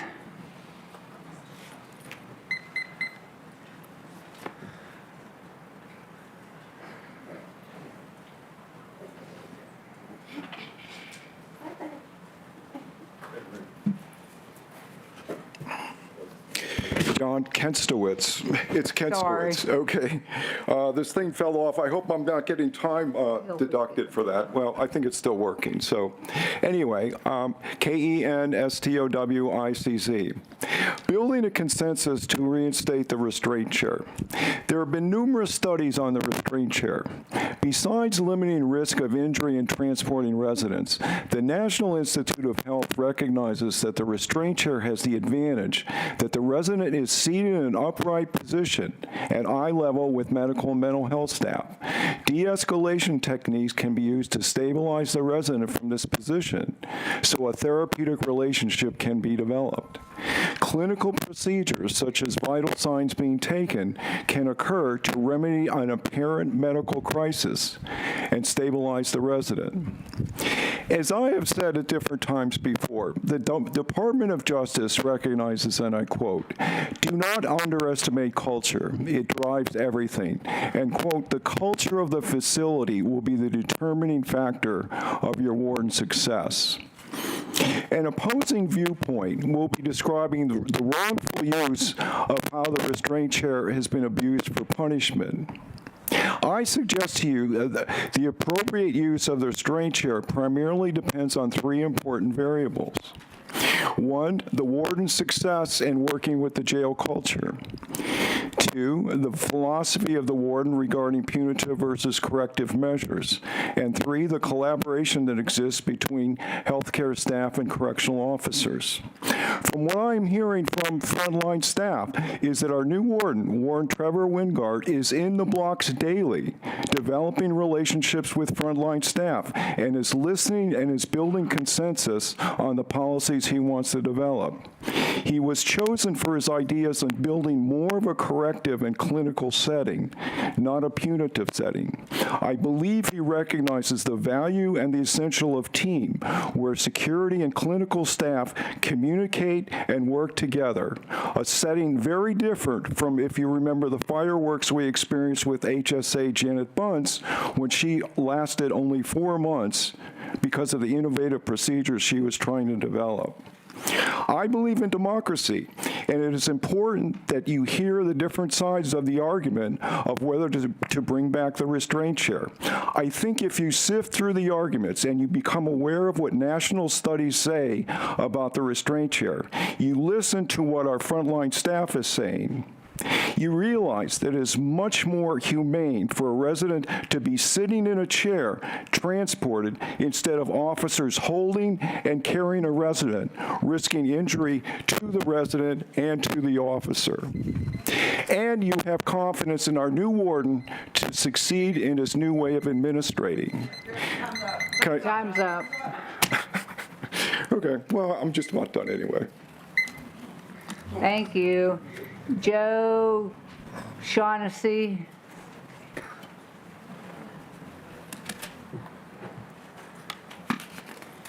Yeah, that's Shaughnessy. SHAUGHNESSY.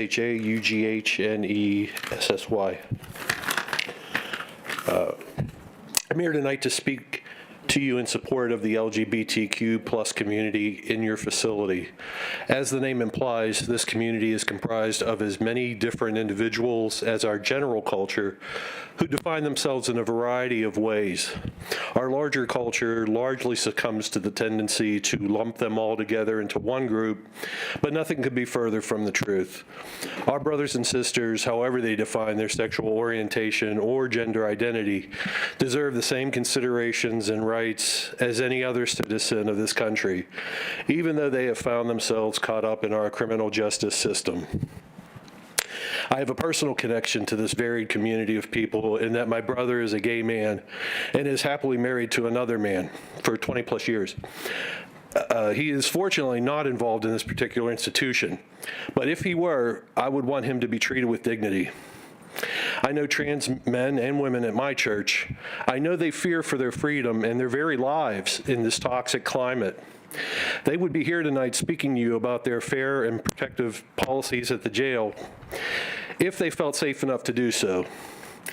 I'm here to speak on their behalf. Please look at the individuals incarcerated in your facility with new eyes. It sounds like you are, and I appreciate you, Jordan. See them as the people that they are, not what your culture teaches you. Treat them with respect. Thank you. Thank you. Kiana Proctor.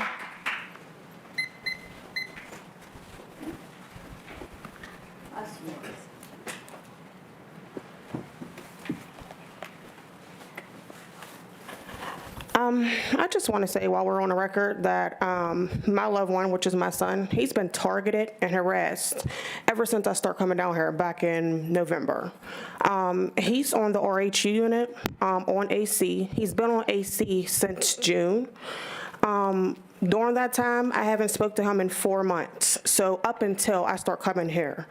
So from June to almost October, I haven't spoken to him, not a phone call, not a visit. When I start coming here, things definitely have been changing, but I'm speaking on his behalf. I want to know why the AC inmates continue to get their rights violated. Why are inmates not allowed to use their tablets throughout the day? Why are they not allowed to make phone calls to loved ones every day? Why are they not allowed to shower every day? Why are they not able to attend religious services weekly? Why are they receiving unusual cruel punishment for charges that they have not been found guilty of in a court of law? Just because someone is incarcerated doesn't mean that they need to be treated like an animal. And just because someone is incarcerated doesn't mean they have no rights as an inmate. I have spoken to multiple captains, majors, and deputies at the Allegheny County Jail to address these concerns. And do you know what happens? I get no phone call back after multiple voicemails. And then I stop down at the jail and I get the runaround. Everybody is in meetings. Since the last time I was here, the AC inmates have left 6F and they are back now on 8E. On 6F, they had showers every day, phone calls, the ability to order commissary, and the ability to receive religious services and 1-hour visits. Since I've been coming to these jail oversight meetings, my loved one has been harassed on a consistent basis. Just recently, he went on a hunger strike in February and passed out and had to be evaluated by medical. I contacted the Prison Society about these issues. When they visited and addressed these concerns, the staff got mad because one of the things I addressed was everyone else in the jail has 3 blankets. So they were upset and went to my son's cell and told him that you have 2 blankets, and they basically just trashed the cell. Then they trashed his cell 3 more times that week and found nothing. The first 2 times, nothing. The 3rd time, they gave him a misconduct violation for keeping individually wrapped bread that comes on his tray. They took all his privileges for the past 2 weeks over bread. The whole plan was to teach him a lesson and to remove our communication. I don't understand. They're able to order peanut butter and jelly off a commissary, so why can't he have the bread? He hasn't had any misconducts in the last 8 months, and now this is the way the staff retaliates. If you give your name, ma'am, if you give your son's name to somebody up at the table, they'll be happy to look into this for you. Okay? And Judge, can I just say, ma'am, if you stay after the meeting, I'd like to talk to you too, because I've seen your son a couple times, and I'd just like to update you on some things. All right? Thanks. Tim Stevens. Tim had to leave. Okay. Maria Guido.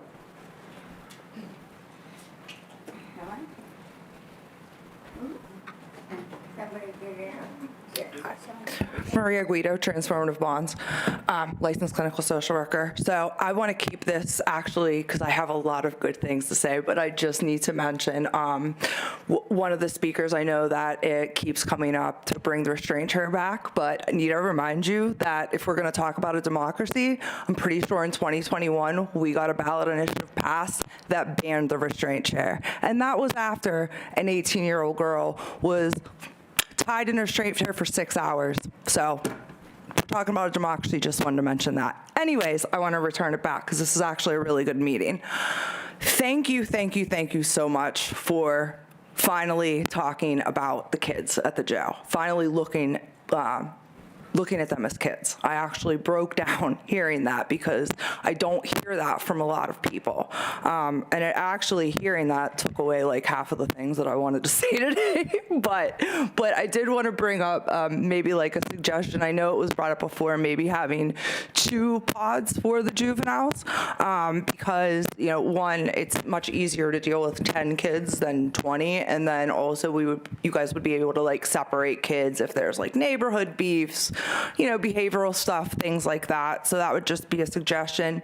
The other thing, and this does not happen a lot, but I think it's very important that we talk about it. So we have to talk about the issue of the girls that are charged with Act 33. Now, again, it doesn't happen a lot, but as of right now, when a girl is charged, she's put in Allegheny County Jail and she's put in administrative segregation. There's reasons for that, right? We don't have a big enough population of girls that are being charged as adults. We have talked with DHS and the county to kind of figure out when Highland Detention has their pod for the girls, to figure out that they would just be placed there. But I think that it's really important that when we do have a girl that comes in, that we're immediately on it, because she's in administrative segregation. We know that kids can't be in solitary confinement, and to make sure that that kid gets what she needs, because again, she's being segregated, so she's not interacting with a lot of people. So those are just, kind of the two things that I had. But again, I really want to say it really warms my heart to hear both of you really take kids into account, because they can be healed. They can be healed. I know they do some wild things sometimes, but I've seen them be rehabilitated. Thanks. Thank you.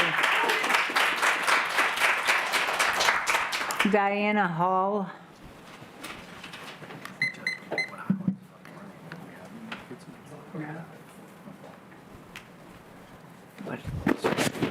Thank you. Diana Hull. I want everyone in this room just to imagine what it's like to be in a restraint chair. You're in a trusted environment. Okay, you're asked to be put in this chair and you're restrained. You can't do anything. Now, what if you're in an environment where the person that has put you in that chair is the one that kind of oversees every aspect of your life? How threatened and how vulnerable you feel, and the potential for abuse. And there's been a history of abuse with this kind of chair. That's why it's been outlawed, and that's the way it should stay. Thank you. Thank you. Sky Hayes. Sky Hayes.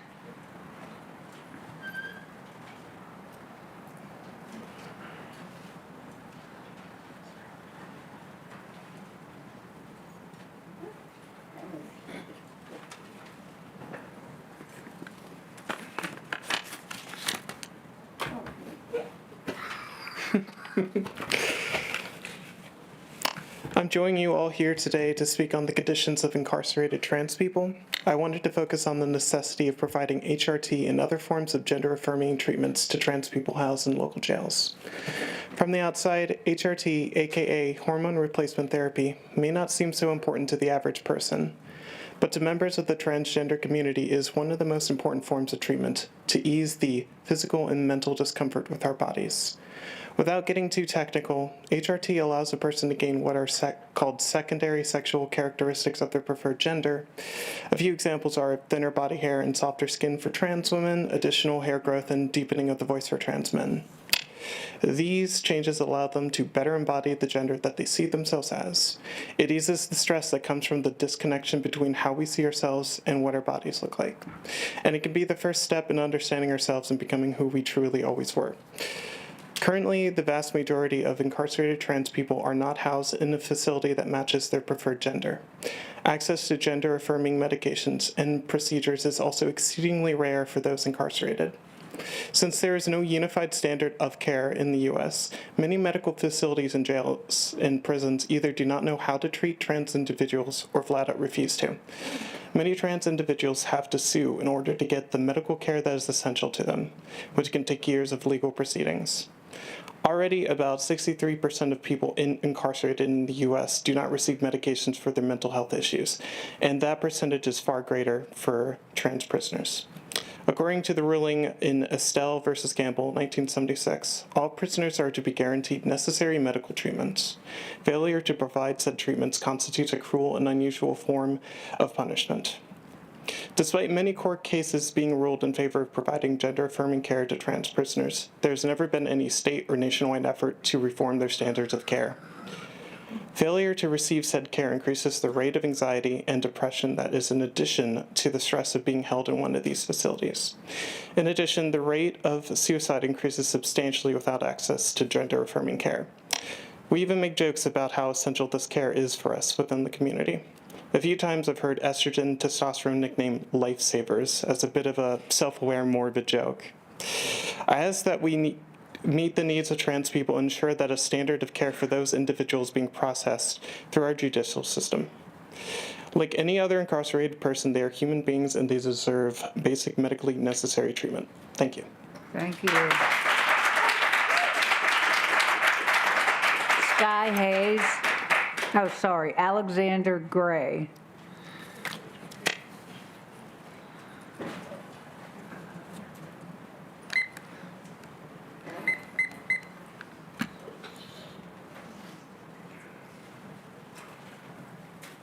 Alexander Gray, spelled G-R-A as in apple Y.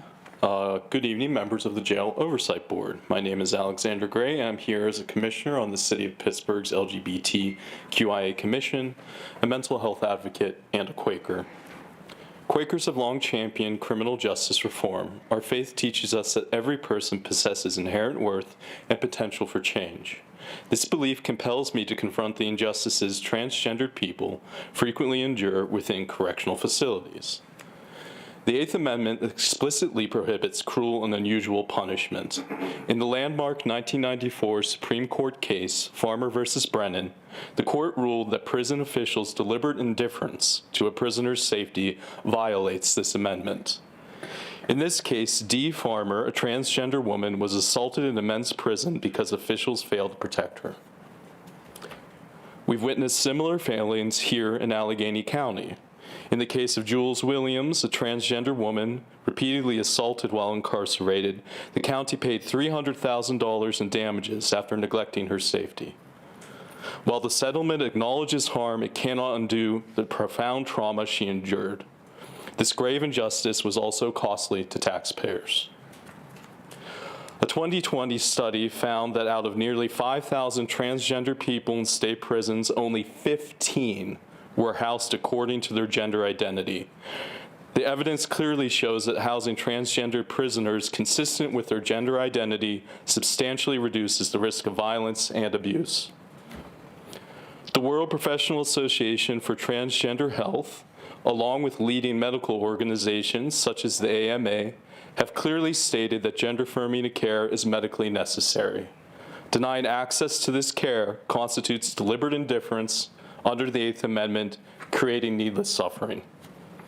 Despite the clear legal standards established by Estelle v. Gamble in 1976, transgender individuals incarcerated today continue to face substantial barriers to receiving medically necessary care.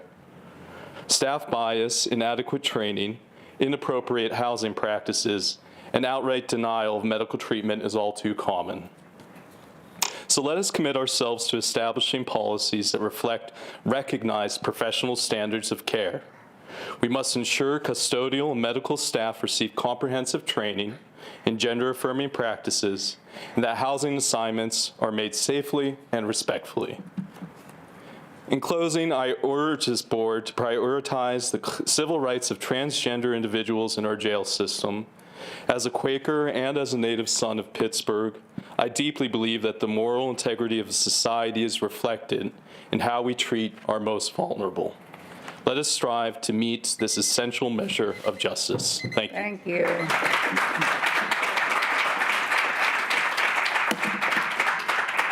Sharon Bonavoglia.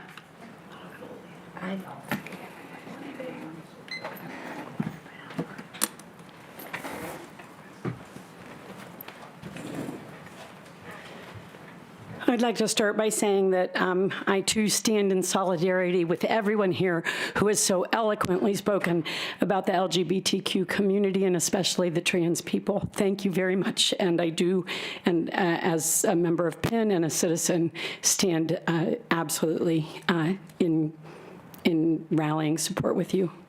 I voted to approve the referendum ending torture at the ACJ by banning solitary confinement, shackles, pepper spray, and restraint chairs. I understood exactly and precisely what I was voting for and against. As a member of PIN, I also speak for that organization against any decision that would jeopardize the reversal of that referendum. The duress of incarceration is traumatic enough without adding to it the physical and mental impacts of medieval techniques that have been used and abused inside our county jail. Enough is enough. It is well past time for the pursuit of more humane ways to problem solve inside the jail. It is refreshing to see all 4 subcommittees on the agenda today with reports from each. These reports should be on every monthly agenda. We as a public have a right to expect the life-sustaining work of this board to be done and be transparent. The physical and emotional health of the residents of the Allegheny County Jail demands this, and it goes back to the referendum, which was a forced start to the cultural change needed inside the Allegheny County Jail, and PIN is pleased that Warden Wingard and his staff is steering the jail in the right direction, so please do not encourage any action that would reverse that course. And now please stand for the reading of the names of the dead. Richard Lenhart, Robert Blake, Cody Still, Daniel Pastoric, John Brady, Martin Buchek, Robert Harper, Vinkley Harris, Justin Brady, Paul Allen, Roger Millspaugh, Paul Spisak, Gerald Thomas, Jerry Lee Ross Jr., Victor Joseph Zelenek, Ronald Andrus, Anthony Tolada, William Spencer, James Washington, Damon Leroy Kays, Tim Menino, Douglas Bonomo, Zachary Sam, Nicole Barufi, Richard Shuba II, Terrence Clowney, and Tracy Hickey. And I'm Sharon Bonavolia from PIN, BONAVOGLIA.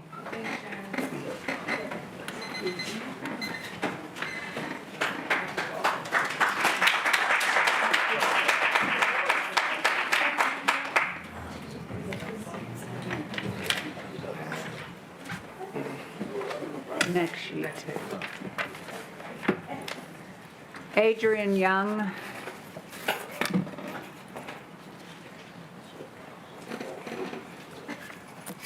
Good evening, everyone.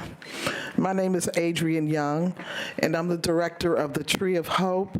It's an organization that helps gun violence victims, and with a special focus on the children that are left behind. We've been in existence now for 25 years. But before that, I was also the NAACP coordinator for the prison program, which was national, but I was put at the State Correctional Institution at Pittsburgh from 1984 to 2004, where we made sure that the inmates' rights were honored, and also we did recidivism. We helped against recidivism and reentry. Today I find myself in a very, I guess you would say, odd position. It's because now I have a loved one who is at the Allegheny County Jail. And through my work, I realized that a lot of times there's not enough staff, there's not enough resources or whatever to take care of those residents. So I am very happy to know that you are now in charge, that we do have a new warden. But I do want to address something that was very, very serious to my family, is that we did not receive any notification about a loved one of ours who suffered a brain injury, and he was taken to the hospital, and it was found that he had a brain tumor. No one notified the father, no one notified anyone from the family, and we had to find out through the inmates about his condition. We think that there needs to be a policy that the families be notified when something like this happens, and all in compassion. So, county jail. And if they suffer a crisis, the family should be notified. Does anyone feel that I'm wrong in thinking that? No. I would like to thank Bethany Halem. I would like to thank you. And I would also like to thank Tim Stevens, who helped to navigate us through this process during our loved ones' crises. And I also would like to thank you, Warden, because I understand. Good news tonight. Thank you, Warden. You said you would go and see my son. There's a question about getting back to UP. It's up to the jail to operate. That was about it. I just wanted to say thank you because I really felt alone, and I'd like to thank everybody in this room for all your support because I really. So thank you. Thank you. I'm just going to deviate for a second. I think what we've seen so far and heard is accountability. I know I haven't liked walking into my job since 2018, and as I told the boss, I like coming to work some more. We've heard statements about the restraint chair. To have somebody sit for 6 hours. Spray. Only a sergeant or above could order that. We're not asking to reinstate the use of the restraint chair to calm somebody down for hours. We're asking for a transport only. The burden of compliance on this policy fell on the prior administration. I think we could all agree the administration at that time failed to perform their duties. I think now you see an administration that takes their duties very seriously. They're very accountable. We are asking use for the chair for safe transport to the unit required to ensure the safety and treatment of the inmate. We don't want to have to carry them and risk further injury, maybe even a hospital trip. We are asking for reinstatement of the shackles at the hospital to prevent escapes, which is in the interest of public safety. That's why every other agency handling custody of ACJ inmates at the hospital apply them. The secondary reason is for the safety of hospital and correction staff. You know, I've heard a lot of statements about torture in this chair. When I think of torture, I think about something I saw in the news last year. I think we have 2 people in our custody that carried out a home invasion. They tied the victim to a chair. They glued his eyes shut. They burned him with cigarettes. They stabbed him. They pistol whipped him. They urinated on him. They didn't restrain him to safely transport him to get medical care. In fact, that delayed any medical care. That was torture. They don't do it to prevent self-harm. This is what I think of when you say chair and torture. None of my officers want to drop somebody who is in any kind of crisis trying to get to medical or mental health. We are simply asking to use this chair for transport only. I don't even need to get into the subcontracting of hospital runs. It's a wasteless expense on taxpayer money, the overtime costs, everything else. But when we talk about this chair, the one thing I just want to say is you are valuing vanity political victories more than the safety of the inmates, the county employees, and the general public. Thank you. Tanisha Long.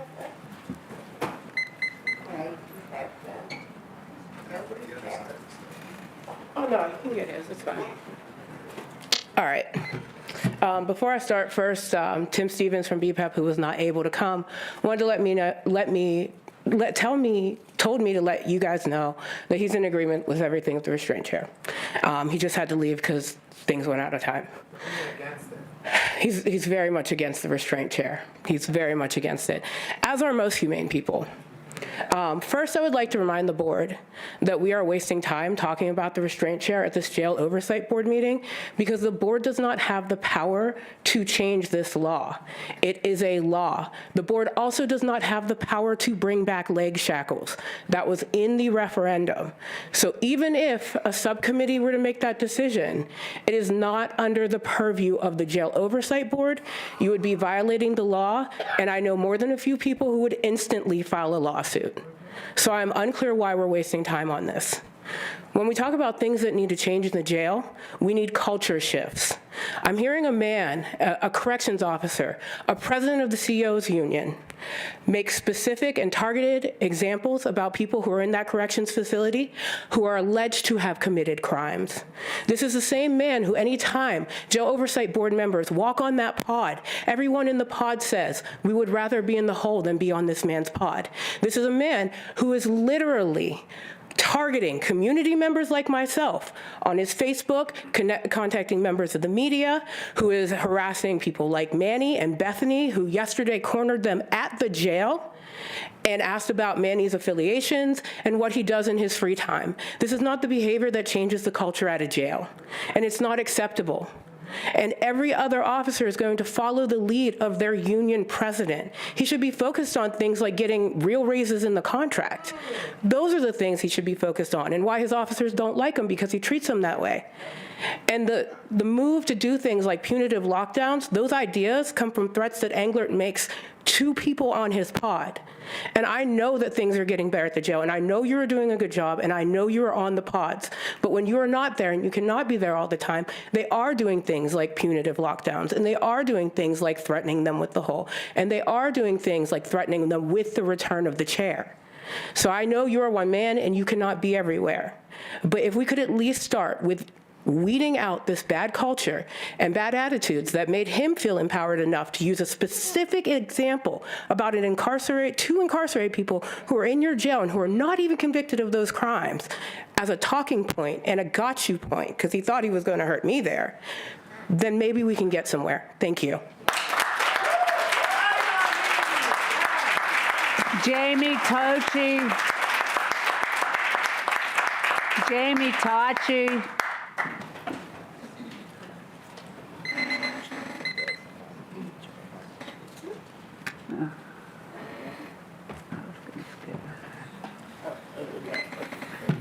Hello, my name is Jamie Tocci, T-O-C-C-I, and I am a defense attorney working in Allegheny County, speaking in my personal capacity as a citizen of the Commonwealth. Being trans is hard. Being trans in jail is profoundly dangerous and demoralizing. In my work as a defense attorney, I've had the pleasure of serving several transgender clients when they were in their time at the ACJ. They face special and increased risks. These risks include heightened levels of sexual and physical violence. They have to struggle with access to their life-saving medication. If they have not gone through a legal name change yet, being forced every day to be addressed by the name that they no longer use. Being forced to stay in solitary because it's seen as safer than including them in the general population, which all add to the depreciated mental state individuals must deal with on top of the physical reality of incarceration. As a local defense attorney, I am asking that the board keep these unique struggles in mind and fully dedicate themselves to serving those inmates that need their protection the most. You may disagree with them politically. You may find their identities frivolous. You may find their fears to be exaggerated, but I am here to remind you that your politics have nothing to do with this.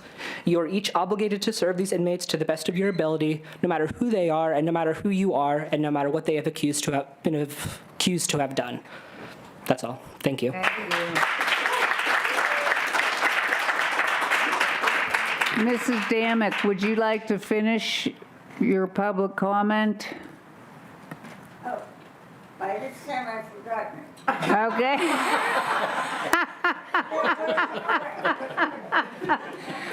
Okay, well, that's it then.